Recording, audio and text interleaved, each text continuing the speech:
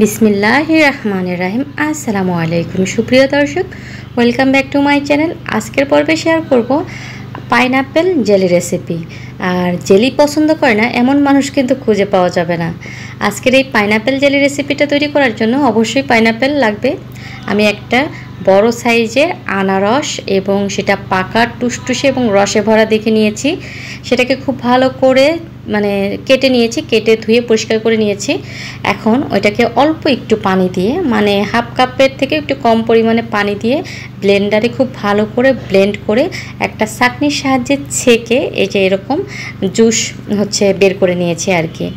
এই যে দেখতেই পাচ্ছেন এরকম একটা চালনির সাহায্যে আপনারা চেলে নেবেন যাতে এর মধ্যে কোনো কিছু না থাকে, একদম পিওর বা ফ্রেশ জুসটাই কিন্তু আমাদের লাগবে। এখন আমি জুসটা বের করে নিয়ে সরাসরি চুলাতে চলে এসেছি। আর চুলাতে একটা হাঁড়ি বসিয়ে এর মধ্যে আমি জুসটাকে ভালো করে ঢেলে দিলাম। এরপরে আমি স্বাদ মতো চিনি দিয়ে দেব। এই পর্যায়ে চুলাটা কিন্তু অন করা আছে, একদম মিডিয়াম টু লো এর মাঝামাঝি রেখেছি, চুলার জালটা একদম অল্প করে রেখেছি আর কি। এখন পরিমাণ মতো চিনি দিব। চিনি অনেকে দেখি মানে যে পরিমাণ জুসটা হয় তার ডাবল পরিমাণ চিনি দেয়। এখানে সেটা নেওয়ার কোনো প্রয়োজন নেই। আপনাদের মিষ্টি আপনারা যতটুকু খেতে পছন্দ করেন সেই অনুযায়ী আপনারা চিনিটা নেবেন। নিয়ে আমি খুব ভালো করে চিনিটাকে মিশিয়ে দিচ্ছি। প্রথমে অল্প করে দিলাম আর কি, মানে টেস্ট করার পরে যদি মনে হয় আরও একটু লাগবে তখন আবার দিব।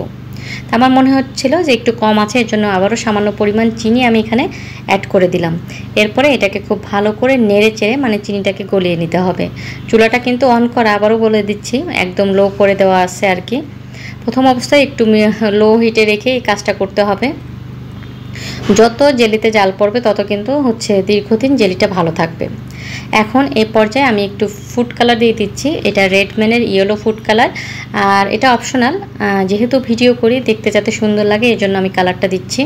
আর কালারটা দিলে দেখবেন যে বাচ্চারাও কিন্তু অনেক আগ্রহ নিয়ে খাবে আর কি, মনে হবে যে দোকানের কেনা জেলি। তবে দোকানের কেনা জেলি আর কি স্বাদ, তার থেকে অনেক বেশি টেস্টি হবে আজকের এই আনারসের জেলি রেসিপি। যারা এখনও ট্রাই করেনি অবশ্যই ভিডিওটা পুরোটা ভালো করে দেখবেন, তারপরে বাসায় তৈরি করবেন।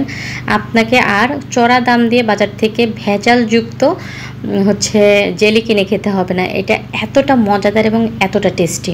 আর এই জেলিটা একবার তৈরি করে আপনারা দীর্ঘদিন সংরক্ষণ করেও কিন্তু খেতে পারবেন, আর নর্মাল ফ্রিজে রেখে তো অনেক দিন খেতে পারবেন। যাই হোক, খুব ভালো করে যখন চিনিটা গলে যাবে এবং 2-3 মিনিট খুব ভালো করে জাল মানে করে নেবেন, তারপরে এর মধ্যে একটা জিনিস অ্যাড করতে হবে। সেটা আমি এখানে চায়না গ্রাস ব্যবহার করছি। আর এই চায়না গ্রাসটা আপনারা যে কোনো বড় মুদির দোকানেই পাবেন। আমি এখানে অল্প পরিমাণ ওই তো 8 থেকে 10 টুকরার মতো চায়না গ্রাস ব্যবহার করছি। এর থেকে বেশি দিলে জেলিটা একদম টাইট হয়ে যাবে। যেহেতু জেলিটা একটু থকথকে হয়, সেরকম করতে হলে 8 থেকে 10 পিস চায়না গ্রাস এর মধ্যে দিয়ে দিবেন। আর চায়না গ্রাসটা কিন্তু সহজে গলতে চাইবে না, এর জন্য একটু সময় নিয়ে মানে চুলার জালটা কমিয়ে দীর্ঘ সময় জাল করে চায়না গ্রাসটা খুব ভালো করে গলিয়ে নিতে হবে।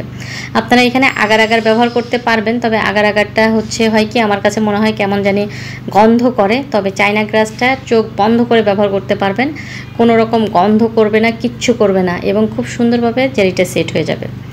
তবে ফ্রেশ দেখে মানে দীর্ঘদিন দোকানে পড়ে রয়েছে এমন না, ডেট দেখে নতুন আনা চায়না গ্রাসগুলো ব্যবহার করবেন, তাহলে অনেক দ্রুত জেলিটা সেট হয়ে যাবে। তবে একটা জিনিস খেয়াল রাখবেন, চায়না গ্রাসটা যেন জেলির মধ্যে বা এই যে জুসের মধ্যে খুব ভালো করে মিশে যায়।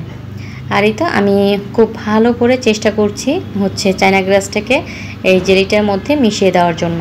একটু সময় নিয়ে জাল করবেন, তাহলে এটা মিশে যাবে।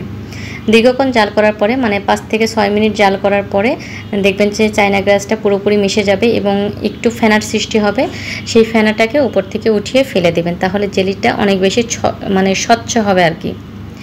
আর এ পর্যায়ে আমি একটা ছোট লেবুর রস মানে প্রায় 2 চা চামচের মতো লেবুর রস এখানে দিয়ে দিলাম। এটা দীর্ঘদিন মানে জেলিটাকে সংরক্ষণ করতে বা ভালো রাখতে সাহায্য করবে। আপনারা চাইলে ভিনেগারও দিতে পারবেন, তবে আমার বাসায় ভিনেগারটা ছিল না, আমি লেবুর রসটা দিয়ে দিচ্ছি।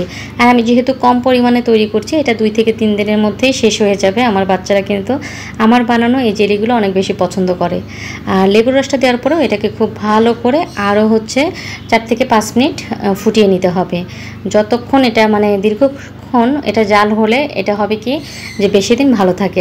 আর একদম লাস্ট পর্যায়ে এসে এই জেলিটার জালটা একটু বাড়িয়ে দিবেন, মানে একদম যখন দেখবেন যে জেলিটা হয়ে গিয়েছে আর তখনই আপনারা হচ্ছে চুলার আঁচটা একটু বাড়িয়ে দিবেন, মানে 1 মিনিট মতো একটু হাই হিটে জেলিটাকে খুব ভালো করে ফুটিয়ে নেবেন।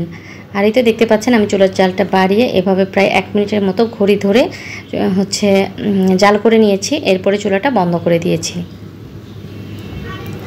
এই পর্যায়ে আর বেশিক্ষণ মানে লেট করা যাবে না, সরাসরি হচ্ছে হাঁড়ি থেকে একটা জারের মধ্যে ঢেলে নিতে হবে, তা না হলে কিন্তু হচ্ছে ওই হাঁড়িতেই কিন্তু সেট হয়ে যাবে।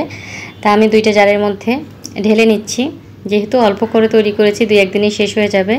আর এইভাবে নর্মাল তাপমাত্রায় মানে বাইরের সাধারণ তাপমাত্রায় রেখে দিতে হবে। কিছুক্ষণের মধ্যে দেখবেন জেলিটা সেট হয়ে গিয়েছে। আর আপনাদের সাথে শেয়ার করার আগে দেখেন আমার এক জার মানে শেষ হয়ে গিয়েছে আর কি, খেয়ে নিয়েছে, এতটাই মজাদার হয়েছে। আমি একটা ব্রেডের মধ্যে আপনাদের হচ্ছে দেখিয়ে দিচ্ছি যে এটা কতটা পারফেক্ট হয়েছে আর কতটা ইয়ামি হয়েছে, সেটা আপনারা যখন বাসায় তৈরি করবেন তখনই বুঝতে পারবেন।